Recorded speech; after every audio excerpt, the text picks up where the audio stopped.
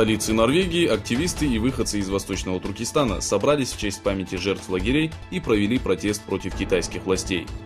В организованном протесте в связи с собранием Международной организации защиты прав человека в Осло вместе с уйгурами приняли участие и местные жители. С другой стороны, делегация Организации просвещения и солидарности Восточного Туркестана во главе с Хидаятуллой Обусханом по приглашению районного мэра Зейтинбурну Омера Арысоя приняла участие в ифтаре. Делегация обсудила с Арысоем положение Восточного Туркестана, проблемы уйгуров, проживающих в Турции, и другие важные вопросы.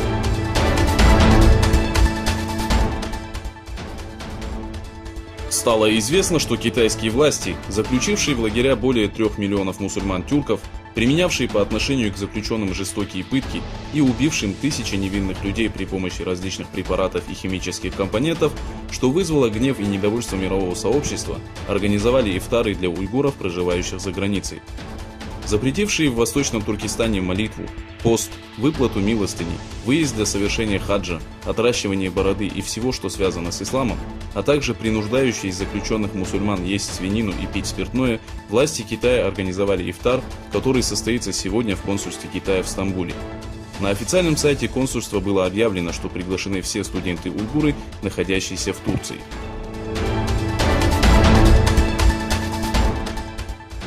Пресс-секретарь Министерства иностранных дел Ирана Аббас Мусави опроверг информацию о том, что Тегеран провел переговоры с США, которую распространили израильские СМИ. По словам Мусави, не было ни прямых, ни косвенных переговоров.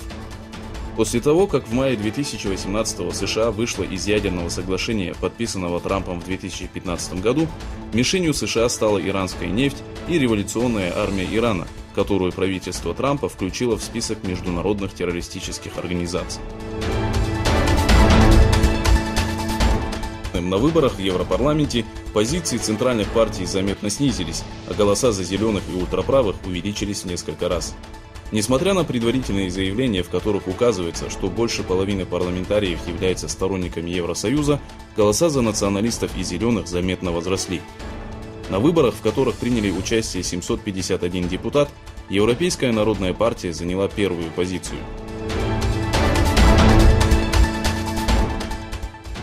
3 военных корабля Северного флота Российской Федерации провели учения в Баренцевом море.